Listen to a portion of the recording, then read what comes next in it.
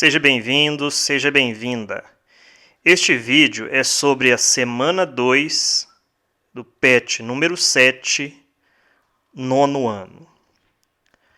A atividade desta semana é sobre o texto Cabeludinho, do poeta Manuel de Barros, retirado do livro Memórias Inventadas. Você deverá fazer a leitura antes de resolver as questões. Depois da leitura, vem a questão número 2 e a letra A, que diz o seguinte: o narrador recorda um fato engraçado de sua infância. A avó dizer aos amigos que ele tinha voltado de ateu, do Rio de Janeiro. O que se esperava que a avó dissesse na ocasião? Então, esperava-se que ela dissesse que ele voltou ateu. Vamos para a próxima questão, que é a letra B, que está dividida em duas partes. Primeira parte e segunda parte. Então, aqui na primeira parte, o narrador compara a forma voltar de ateu à expressão fantasiado de palhaço no carnaval. Que sentido diferente ganha a frase da avó com o emprego da preposição? Então, a avó empregou esta frase, voltar de ateu, utilizando essa preposição de. Da maneira como foi falado pelo personagem, o sentido que se pode dar à fala é a de que ele voltou fantasiado de ateu, como se fosse fantasiado de palhaço, vestir-se.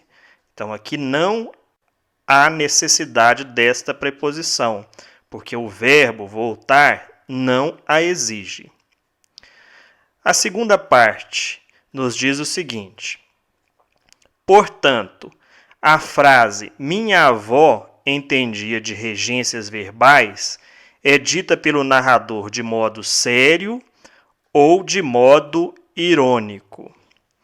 Então, o narrador diz a frase de modo irônico, porque ele entende de regência, porque ele sabia a regência correta, e disse que ela entendia de regência para demonstrar o contrário do que ele pensa. Essa fala, ao contrário do que se pensa, é chamada de ironia. A próxima questão é a letra C, que nos diz o seguinte: na frase aprendi nessas férias a brincar de palavras mais do que trabalhar com elas, o narrador empregou o verbo brincar como transitivo indireto, ou seja, exigindo a preposição de. Que outra preposição esse verbo pode reger? Justifique sua resposta com exemplos. O verbo brincar, ele pode reger a preposição com. Reger significa pedir, pedir a preposição. Aqui eu coloquei dois exemplos. O menino brincou com a irmã, o cachorro brincou com a bola. Então, nestes dois exemplos, o verbo exigiu a preposição com, ao invés de ser a preposição de. Letra D. Na frase, por depois ouvi um vaqueiro a cantar com saudade. O narrador poderia ter dispensado a preposição por. Então, aqui uma afirmativa. Entretanto, que sentido essa preposição acrescenta ao enunciado no contexto? Então, a preposição ela foi empregada para enfatizar, destacar o tempo transcorrido. Então, não há necessidade dela, mas o autor ele quis brincar com as palavras. Então, ele a utilizou. Neste caso, para destacar o tempo transcorrido. Logo em seguida da preposição, a palavra depois, indicando o tempo. A próxima questão é a letra E, que também vai se dividir em duas, primeira parte e segunda parte. Na frase cantada pelo vaqueiro, ai morena, não me escreve, que eu não sei a ler, porque o narrador estranha o emprego da preposição a. Então aqui também não haveria necessidade da preposição a. O verbo ser, ele não exige a preposição a.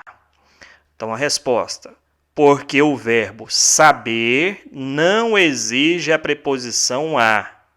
Então não há necessidade de se colocar esse a antes do ler. Se nós fizermos a pergunta para saber a exigência do verbo, nós vamos descobrir isso. Quem sabe, sabe alguma coisa. Sabe o quê? Então, sabe ler. Então, não há necessidade da preposição a antes do verbo ler, porque a resposta foi sabe ler. A segunda parte, levante hipótese. Por que na visão do narrador a preposição a aumenta a solidão do vaqueiro?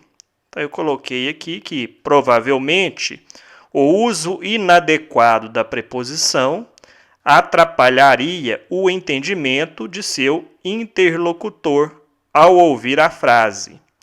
Dessa maneira, ele ficaria sozinho, ou seja, não haveria com quem conversar, porque o seu interlocutor não o entenderia. E, finalmente, a número 3. Após ler as informações a respeito da sintaxe de regência, enumere em seu caderno pelo menos 3 situações do cotidiano em que essas regras são desobedecidas. Então, aqui nós temos uma resposta pessoal. Mas antes de respondê-la, o que é pedido aqui? Que você deve fazer a leitura da matéria sobre a regência e a ocorrência da crase que está disponibilizada nesta atividade. Eu fico por aqui. Não se esqueça de inscrever no canal. Desejo a você sucesso nos estudos. Até o próximo vídeo e tchau!